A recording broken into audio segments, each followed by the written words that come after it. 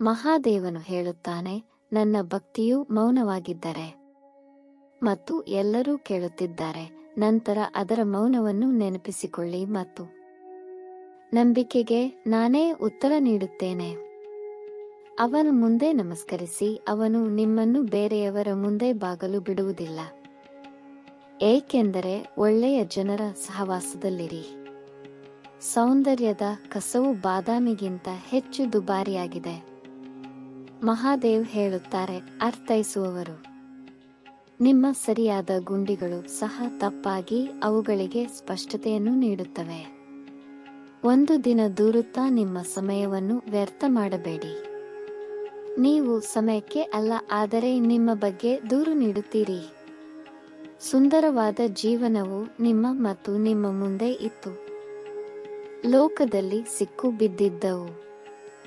ಒಮ್ಮೆ ಕ್ಷಮಿಸಿ ಮತ್ತು ಒಳ್ಳೆಯವರಾಗಿರಿ, ಆದರೆ ಮತ್ತೊಮ್ಮೆ ಮಾನವರಲ್ಲಿ ನಂಬಿಕೆ. ಮೂರ್ಖರಾಗಬೇಡಿ, ಅವರೇ ಇಲ್ಲದಿದ್ದರೆ ನಿಮ್ಮ ನೋವನ್ನು ಯಾರು ಅನುಭವಿಸುತ್ತಾರೆ ಎಂದು ದಾರಿಹೋಕರು ಕೇಳುತ್ತಾರೆ. ಕಠಿಣ ಪರಿಶ್ರಮದ ಫಲಿತಾಂಶ ಮತ್ತು ಸಮಸ್ಯೆಯ ಪರಿಸ್ಥಿತಿಯ ಬಗ್ಗೆ ಭಯವು ಸರಿಯಾದ ಉತ್ತರವನ್ನು ಪಡೆಯುತ್ತದೆ. ಆದರೆ ನೀವು ಇತರರಿಗೆ ಒಳ್ಳೆಯದನ್ನು ಬಯಸಿದರೆ ಅದೇ ವಿಷಯ ನಿಮ್ಮ ಜೀವನಕ್ಕೆ ಮರಳುತ್ತದೆ. ಇದು ಪ್ರಕೃತಿಯ ನಿಯಮ. ಮುರಿದ ವಿಷಯವು ಹೆಚ್ಚಿನ ನೋವನ್ನು ನೀಡುತ್ತದೆ.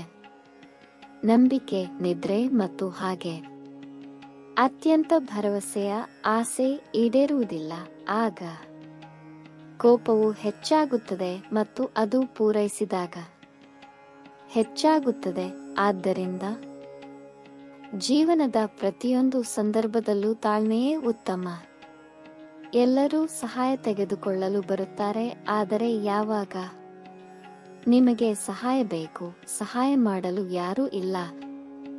ಒಳ್ಳೆಯ ಕೆಲಸ ಮಾಡಿ, ಸಮಯ ಬಂದಾಗ ಮರೆತು ಬಿಡಿ ಎನ್ನುತ್ತಾರೆ ಮಹಾದೇವ. ಖಚಿತವಾಗಿ ಮರಳಿ ಪಡೆಯುತ್ತಾರೆ. ರಕ್ತದ ಹರಿವು ತುಂಬಾ ವೇಗವಾಗಿರುತ್ತದೆ, ಆದರೆ ಕೊಡಲಿ ಮರವನ್ನು ದುರ್ಬಲಗೊಳಿಸುವುದಿಲ್ಲ, ಅದು ಬಲಗೊಳ್ಳುತ್ತದೆ. ಆದರೆ ಕೂದಲು ಅಲ್ಲ, ಕೊಡಲಿ ಶಕ್ತಿಯುತವಾಗಿದೆ. ಅಂತೆಯೇ ಪ್ರತಿಯೊಬ್ಬ ವ್ಯಕ್ತಿಯು ಅವರ ಸಾಮರ್ಥ್ಯದ ಪ್ರಕಾರ ಉತ್ತಮವಾಗಿದೆ. ಆದ್ದರಿಂದ ನಿಮ್ಮನ್ನು ಬೇರೆಯವರೊಂದಿಗೆ ಹೋಲಿಸಿಕೊಳ್ಳಬೇಡಿ. ಕಷ್ಟಗಳು ರಸ್ತೆಯ ಭಾರದ ಚೀಲವಿದ್ದಂತೆ.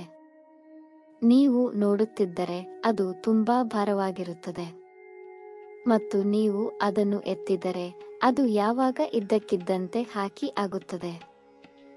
ದೇವರು ನಿನ್ನನ್ನು ಪ್ರೀತಿಸುತ್ತಾನೆ, ಅವನು ನಿಮಗೆ ಉತ್ತಮವಾದುದನ್ನು ಮಾಡುತ್ತದೆ ಮತ್ತು ಆ ಎಲ್ಲ ಜನರನ್ನು ತೆಗೆದುಹಾಕುತ್ತದೆ ಯಾರು ನಿಮಗೆ ಯೋಗ್ಯರಲ್ಲ.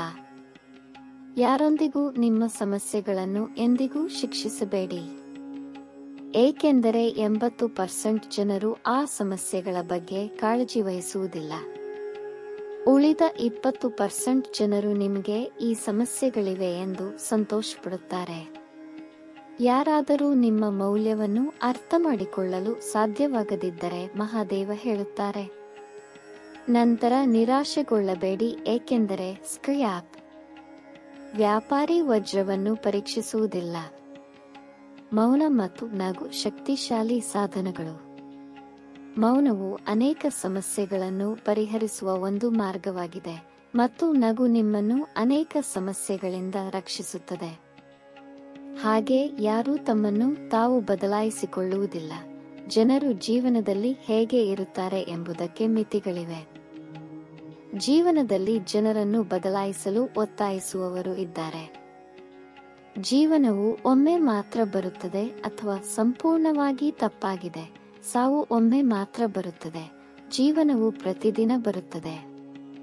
ನಿಮಗೆ ತಪ್ಪು ಮಾಡುವವರು ಅಂತಹ ಸಣ್ಣ ಕೆಲಸಗಳನ್ನು ಸಣ್ಣ ಮನಸ್ಸಿನವರು ಮಾತ್ರ ಮಾಡಲಿ ಎಂದು ಮಹಾದೇವ್ ಹೇಳುತ್ತಾರೆ. ದ್ರೋಹ ಕೇವಲ ದ್ರೋಹವಲ್ಲ, ಯಾರದೋ ಸ್ನೇಹಿತರಂತೆ ನಟಿಸುವುದು ಕೂಡ ದೊಡ್ಡ ದ್ರೋಹ. ಈಗ ಬೇಕಿರುವುದು ಸೋಲಲ್ಲ, ಧೈರ್ಯ. ಇದು ನಿಮಗೆ ಆಗುವುದಿಲ್ಲ ಎಂದು ಹೇಳಿದವರನ್ನು ಸಾಬೀತುಪಡಿಸಬೇಕು. ನಿಮ್ಮನ್ನು ಬಹಿರಂಗವಾಗಿ ಬೆಂಬಲಿಸುವವರನ್ನು ನೀವು ವಿರೋಧಿಗಳು ಎಂದು ಕರೆಯಬಹುದು, ಆದರೆ ಅವರು ದೇಶದ್ರೋಹಿಗಳಲ್ಲ ಎಂದು ಮಹಾದೇವ್ ಹೇಳಿದ್ದಾರೆ. ಯಾವುದೇ ಸಂಬಂಧವು ಒಬ್ಬರ ಸ್ವಂತ ಇಚ್ಛೆಯಿಂದ ಸಂಪರ್ಕ ಹೊಂದಿಲ್ಲ, ಏಕೆಂದರೆ ನೀವು ಯಾವಾಗ, ಎಲ್ಲಿ ಮತ್ತು ಹೇಗೆ ಭೇಟಿಯಾಗುತ್ತೀರಿ ಎಂದು ನಿಮಗೆ ತಿಳಿದಿಲ್ಲ. ಏನು ಕೊಡಬೇಕೆಂದು ದೇವರು ನಿರ್ಧರಿಸುತ್ತಾನೆ. ಜನರು ಯೋಚಿಸದೆ ಮಾತನಾಡುತ್ತಾರೆ, ಆದರೆ ಅದು ಕೇಳುಗನ ಮೇಲೆ ಏನು ಪರಿಣಾಮ ಬೀರುತ್ತದೆ ಎಂದು ಅವರು ಎಂದಾದರೂ ಯೋಚಿಸಿದ್ದೀರಾ? ಜೀವನ ನಡೆಸಲು ಮೌನ ಅಗತ್ಯ, ಆದರೆ ಮಿತಿಯನ್ನು ತಲುಪಿದಾಗ ನಿಯಮಗಳನ್ನು ಜಾರಿಗೊಳಿಸುವುದು ಅವಶ್ಯಕ. ತಾಯಿ ಕೋಪಗೊಂಡಾಗ ಅವಳು ಕೆಟ್ಟ ಮಾತುಗಳನ್ನು ಮರೆಯಬಾರದು, ಏಕೆಂದರೆ ತಾಯಿ ನಂತರ ಸರಿಯಾಗುತ್ತಾರೆ. ಆದರೆ ಒಮ್ಮೆ ಮಾತನಾಡಿದ ಮಾತು ಎಂದಿಗೂ ಸರಿಯಾಗುವುದಿಲ್ಲ. ಮೋಸ ಮಾಡುವುದು ನೀವು ಖಂಡಿತವಾಗಿಯೂ ಬೇರೆಯವರಿಂದ ಮರಳಿ ಪಡೆಯುವ ಸಾಲವಾಗಿದೆ. ವ್ಯಕ್ತಿಯ ಸಹಿಷ್ಣುತೆಯ ಶಕ್ತಿಯನ್ನು ಯಾರೂ ಹೊಂದಿಸಲು ಸಾಧ್ಯವಿಲ್ಲ. ಪ್ರತಿಯೊಬ್ಬರೂ ಹೋರಾಡುವ ಶಕ್ತಿಯನ್ನು ಹೊಂದಿದ್ದಾರೆ, ಆದರೆ ಕೆಲವರು ವಿಜಯವನ್ನು ಬಯಸುತ್ತಾರೆ, ಇತರರು ಸಂಬಂಧಗಳನ್ನು ಬಯಸುತ್ತಾರೆ. ಪ್ರತಿಯೊಬ್ಬರೂ ಬುದ್ಧಿವಂತಿಕೆಯನ್ನು ಹೊಂದಿದ್ದಾರೆ, ಆದರೆ ಬುದ್ಧಿವಂತ ಅಥವಾ ಪ್ರಾಮಾಣಿಕವಾಗಿರುವುದು ಪಾತ್ರ ಅಥವಾ ಮೌಲ್ಯಗಳ ಮೇಲೆ ಅವಲಂಬಿತವಾಗಿರುತ್ತದೆ. ತ್ಯಾಗವಿಲ್ಲದ ಜೀವನ ಸುಲಭವಲ್ಲ. ಉಸಿರಾಡಲು ಸಹ ಒಬ್ಬರು ಮೊದಲು ಏನನ್ನಾದರೂ ಬಿಡಬೇಕು. ನಿಮ್ಮ ಭಾವನೆಗಳಿಗೆ ಬೆಲೆ ಕೊಡದವರು ಅವರನ್ನು ಬೀಳ್ಕೊಡುತ್ತಾರೆ. ಜಾಗರೂಕರಾಗಿರುವುದರಲ್ಲಿ ಯಾವುದೇ ಹಾನಿ ಇಲ್ಲ. ಒಮ್ಮೆ ಗಮನದಿಂದ ಮಾಡಿದ ಯಾವುದೇ ಕೆಲಸವು ಎಂದಿಗೂ ಕಡಿಮೆ ಶಕ್ತಿಯುತವಾಗುವುದಿಲ್ಲ. ನಿಮ್ಮನ್ನು ಮಾತ್ರ ಸೋಲಿಸಬೇಡಿ, ಉಳಿದವರನ್ನು ಮಹಾದೇವ ನೋಡಿಕೊಳ್ಳುತ್ತಾರೆ. ದುರಹಂಕಾರದಿಂದ ಸಂಬಂಧಗಳು ಹೆಚ್ಚಾಗಿ ಕೊನೆಗೊಳ್ಳುತ್ತವೆ. ತಪ್ಪುಗಳು ಪ್ರತಿ ಬಾರಿಯೂ ಅನುಮಾನಕ್ಕೆ ಪರಿಹಾರವನ್ನು ಹೊಂದಿಲ್ಲ ಮತ್ತು ಪಾತ್ರದ ಯಾವುದೇ ಪುರಾವೆಗಳಿಲ್ಲ. ತಾಳ್ಮೆಗಿಂತ ಉತ್ತಮವಾದ ಮಾರ್ಗವಿಲ್ಲ, ಆದರೆ ತೀಕ್ಷ್ಣವಾದ ಮಾತುಗಳಿಗೆ ಯಾರೂ ಬಹುಮಾನವನ್ನು ಪಡೆಯುವುದಿಲ್ಲ. ಪ್ರತಿಯೊಬ್ಬ ನಿಕಟ ವ್ಯಕ್ತಿಗೆ ನಿಮ್ಮ ರಹಸ್ಯಗಳನ್ನು ಬಹಿರಂಗಪಡಿಸಬೇಡಿ, ಏಕೆಂದರೆ ಇಂದು ನಿಮ್ಮೊಂದಿಗೆ ಇರುವ ಯಾರಾದರೂ ನಾಳೆ ನಿಮ್ಮ ವಿರುದ್ಧವಾಗಬಹುದು. ತಮ್ಮ ಭಾವನೆಗಳನ್ನು ಕರಗತ ಮಾಡಿಕೊಂಡವರ ಯಶಸ್ಸನ್ನು ದೇವರಿಂದ ಅಲುಗಾಡಿಸಲು ಸಾಧ್ಯವಿಲ್ಲ. ಹೃದಯದಿಂದ ನೀಡಬಹುದಾದುದನ್ನು ಬಲದಿಂದ ಸಾಧಿಸಲಾಗುವುದಿಲ್ಲ ಮತ್ತು ಮೌನದಿಂದ ತಿಳಿಸಬಹುದಾದದನ್ನು ಪದಗಳ ಮೂಲಕ ವ್ಯಕ್ತಪಡಿಸಲಾಗುವುದಿಲ್ಲ. ಸಮಯದಲ್ಲಿ ನಿಮ್ಮೊಂದಿಗೆ ನಿಂತ ಸಂಬಂಧಗಳು ಸಮಯಕ್ಕಿಂತ ಹೆಚ್ಚು ಮೌಲ್ಯಯುತವಾಗಿರಬೇಕು. ನಿಮ್ಮ ಏಕಾಂತವೇ ನಿಮ್ಮನ್ನು ಮನುಷ್ಯರನ್ನಾಗಿ ಮಾಡಬಹುದು. ಗುಂಪು ನಿಮ್ಮನ್ನು ಅವರಲ್ಲಿ ಒಬ್ಬರನ್ನಾಗಿ ಮಾಡುತ್ತದೆ. ಮೌನವಾಗಿರಿ ಮತ್ತು ನೀವು ಉತ್ತಮರು. ಸತ್ಯವನ್ನು ಮಾತನಾಡು ಮತ್ತು ಯಾರೂ ನಿಮಗಿಂತ ದೊಡ್ಡವರಲ್ಲ. ಮಹಾದೇವ್ ಹೇಳುತ್ತಾರೆ, ಒಳ್ಳೆಯ ಆಲೋಚನೆಗಳು ಮತ್ತು ಮೌಲ್ಯಗಳನ್ನು ಹಿಡಿದಿರುವ ವ್ಯಕ್ತಿಯು ಇತರರನ್ನು ಕುಶಲತೆಯಿಂದ ನಿರ್ವಹಿಸುವ ಅಗತ್ಯವಿಲ್ಲ. ಸಮಯವು ನ್ಯಾಯವನ್ನು ವಿತರಿಸುವಾಗ ಸಾಕ್ಷಿಗಳ ಅಗತ್ಯವಿರುವುದಿಲ್ಲ. ಕ್ಷಮೆ ಕೇಳುವುದು ಯಾವಾಗಲೂ ತಪ್ಪು ಎಂದು ಅರ್ಥವಲ್ಲ. ಕೆಲವರು ಸಂಬಂಧಗಳನ್ನು ಉಳಿಸಲು ರಾಜಿ ಮಾಡಿಕೊಳ್ಳುತ್ತಾರೆ. ಅರ್ಜುನನು ಶ್ರೀಕೃಷ್ಣನನ್ನು 10 ಲಕ್ಷ ಸೈನಿಕರನ್ನು ಆರಿಸಿಕೊಂಡನು. ಇದು ನಂಬಿಕೆಯ ಅತ್ಯುತ್ತಮ ಉದಾಹರಣೆಯಾಗಿದೆ. ಒಬ್ಬರು ಆಲೋಚನೆಗಳನ್ನು ಪರಿಗಣಿಸಬೇಕು. ನಿಮ್ಮ ಬೆನ್ನ ಹಿಂದೆ ಗಾಸಿಪ್ ಮಾಡುವವರಿಗೆ ಗಮನ ಕೊಡಬೇಡಿ. ನೀವು ಅವರಿಗಿಂತ 2 ಹೆಜ್ಜೆ ಮುಂದಿದ್ದೀರಿ ಎಂದರ್ಥ. ಕೆಲವರು ಕ್ಷುಲ್ಲಕ ವಿಷಯಗಳಿಗೆ ನಿಮ್ಮನ್ನು ಕೈಬಿಡುತ್ತಾರೆ, ಆದರೆ ಮಹಾದೇವನು ಸ್ವಲ್ಪ ಪ್ರಾರ್ಥನೆಯೊಂದಿಗೆ ನಿಮ್ಮ ಕೈಯನ್ನು ಹಿಡಿದಿದ್ದಾನೆ. ಯಾರನ್ನಾದರೂ ನದಿಯಂತೆ ಮುಳುಗಿಸುವುದಕ್ಕಿಂತ ಸಹಾಯ ಹಸ್ತ ನೀಡುವುದು ಉತ್ತಮ. ಪ್ರೀತಿಯ ಸಂತೋಷವು ಪರಸ್ಪರರ ಸಂತೋಷ ಮತ್ತು ದುಃಖಗಳನ್ನು ಅರ್ಥ ಮಾಡಿಕೊಳ್ಳುವಲ್ಲಿ ಅಡಗಿದೆ. ಇದು ಕೇವಲ ನಿಮ್ಮ ಸ್ವಂತ ಆಸೆಗಳನ್ನು ಪೂರೈಸುವ ಬಗ್ಗೆ ಅಲ್ಲ. ಪ್ರಗತಿಯಲ್ಲಿರುವ ವ್ಯಕ್ತಿಗಳು ಎಂದಿಗೂ ಇತರರನ್ನು ಕೀಳಾಗಿ ಕಾಣುವುದಿಲ್ಲ ಮತ್ತು ಇತರರನ್ನು ಗುರುತಿಸುವುದರಿಂದ ಒಬ್ಬನು ಚಿಕ್ಕವನಾಗುವುದಿಲ್ಲ. ಮಾತನಾಡುವ ಮೊದಲು ಯೋಚಿಸಿ, ಏಕೆಂದರೆ ಹೇಳಿದ ಮಾತನ್ನು ಹಿಂದಕ್ಕೆ ತೆಗೆದುಕೊಳ್ಳಲಾಗುವುದಿಲ್ಲ. ಜೀವನದಲ್ಲಿ ಪ್ರಗತಿಗೆ ಬಾಹ್ಯ ಪ್ರಯತ್ನದ ಅಗತ್ಯವಿರುತ್ತದೆ, ಏಕೆಂದರೆ ಹೆಚ್ಚಿನ ಜನರ ಮಾತುಗಳು ಖಿನ್ನತೆಗೆ ಒಳಗಾಗುತ್ತವೆ. ನಿಮಗೆ ಯಾವುದೇ ಶತ್ರುಗಳಿಲ್ಲದಿದ್ದರೆ ಮಾತನಾಡುವ ಅಗತ್ಯವಿರುವಲ್ಲಿ ನೀವು ಮೌನವಾಗಿರುತ್ತೀರಿ ಎಂದರ್ಥವಲ್ಲ. ಪ್ರೀತಿ ಯಾವಾಗಲೂ ಒಬ್ಬರ ಸ್ವಂತ ಆಸೆಗಳನ್ನು ಪೂರೈಸುವ ಬಗ್ಗೆ ಅಲ್ಲ. ಇದು ಇತರರ ಭಾವನೆಗಳನ್ನು ಅರ್ಥ ಮಾಡಿಕೊಳ್ಳುವ ಅಗತ್ಯವಿದೆ. ಕೆಲವೊಮ್ಮೆ ಇದು ಸಾರವನ್ನು ಸೇರಿಸುವ ಕೊರತೆಯ ಸಾಕ್ಷಾತ್ಕಾರವಾಗಿದೆ. ಇಲ್ಲದಿದ್ದರೆ ಗಂಗೆ ತುಂಬಾ ಜನಸಂದಣಿ ಇರುತ್ತಿರಲಿಲ್ಲ. ಮಹಾದೇವ್ ಹೇಳುತ್ತಾರೆ, ನೀವು ಸಮಯದ ಹೊಡೆತಗಳನ್ನು ಎದುರಿಸುತ್ತಿದ್ದರೆ ಗಾಬರಿಯಾಗಬೇಡಿ. ನೀವು ಕೇವಲ ನಿಮ್ಮನ್ನು ಪಾಲಿಶ್ ಮಾಡುತ್ತಿದ್ದೀರಿ. ನೀವು ಜೀವನದಲ್ಲಿ ಶಾಂತಿಯನ್ನು ಬಯಸಿದರೆ ಜನರ ಗುಂಡಿಗಳಿಗೆ ನಿಮ್ಮನ್ನು ಭಾವನಾತ್ಮಕವಾಗಿ ಜೋಡಿಸುವುದನ್ನು ನಿಲ್ಲಿಸಿ, ಏಕೆಂದರೆ ಜೀವನದಲ್ಲಿ ಪ್ರಗತಿಯು ನಿಲ್ಲುವುದಿಲ್ಲ. ಯಾರಾದರೂ ಸಂಕಷ್ಟದಲ್ಲಿ ಸಹಾಯವನ್ನು ಕೇಳಿದರೆ ಬೆಂಬಲದೊಂದಿಗೆ ಸಲಹೆಯನ್ನು ನೀಡಿ, ಏಕೆಂದರೆ ಶಕ್ತಿಯು ಸಲಹೆಯಲ್ಲಿದೆ, ಆದರೆ ಒಟ್ಟಿಗೆ ಅದು ಎಂದಿಗೂ ತಪ್ಪಾಗಲಾರದು. ಯಾರಾದರೂ ನಿಮ್ಮಲ್ಲಿ ಏನನ್ನಾದರೂ ಕೇಳಿದರೆ ಅದನ್ನು ನೀಡಿ, ಏಕೆಂದರೆ ದೇವರು ನಿಮ್ಮನ್ನು ಕೊಡುವವರಲ್ಲಿ ಇರಿಸಿದ್ದಾನೆ, ಭಿಕ್ಷುಕರಲ್ಲ. ಕಹಿ ಸತ್ಯವೇನೆಂದರೆ, ಒಬ್ಬ ವ್ಯಕ್ತಿ ತನ್ನ ಪ್ರೀತಿ ಪಾತ್ರರಿಂದ ಅಡೆತಡೆಗಳನ್ನು ಎದುರಿಸಿದಾಗ ಮಾತ್ರ ಅವನ ವ್ಯಕ್ತಿತ್ವವು ಪರಿಷ್ಕರಿಸುತ್ತದೆ. ಪ್ರತಿಯೊಬ್ಬರೂ ಜೀವನದಲ್ಲಿ ಸಮಸ್ಯೆಗಳನ್ನು ಎದುರಿಸುತ್ತಾರೆ, ಆದರೆ ಒಬ್ಬರ ಸ್ವಂತ ಸಮಸ್ಯೆಗಳನ್ನು ಅರ್ಥಮಾಡಿಕೊಳ್ಳುವುದು ದೊಡ್ಡ ಸವಾಲು ಎಂದು ಮಹಾದೇವ್ ಹೇಳುತ್ತಾರೆ. ಹೆಣ್ಣಿಲ್ಲದೆ ಮನೆಯೇ ಇಲ್ಲ, ಬಹುಶಃ ಸರಿಯಾದ ಸಮಯದ ಅರಿವಿಲ್ಲದ ಸೂರ್ಯನಂತೆ ಇದು ಹೊಂದಿಸುತ್ತಿರುವಂತೆ ತೋರುತ್ತಿದೆ. ಉಸರವಳ್ಳಿಯು ಸುತ್ತಮುತ್ತಲಿನ ಪರಿಸರವನ್ನು ನೋಡಿದ ಮೇಲೆ ತನ್ನ ಬಣ್ಣವನ್ನು ಬದಲಾಯಿಸುವಂತೆ ಪ್ರತಿಯೊಬ್ಬ ವ್ಯಕ್ತಿಯು ಪರಿಸ್ಥಿತಿಯನ್ನು ನೋಡಿದ ಮೇಲೆ ಬದಲಾಗುತ್ತಾನೆ. ಭಕ್ತಿ ಮತ್ತು ಭೋಗ ಎರಡನ್ನೂ ಹೊಂದಿರುವವರು, ನಿದ್ರೆಯೊಂದಿಗೆ ಹಾಸಿಗೆ, ಧರ್ಮದೊಂದಿಗೆ ಅಧ್ಯಯನವನ್ನು ಹೊಂದಿರುವವರು ಜಗತ್ತಿನಲ್ಲಿ ಅದೃಷ್ಟವಂತರು.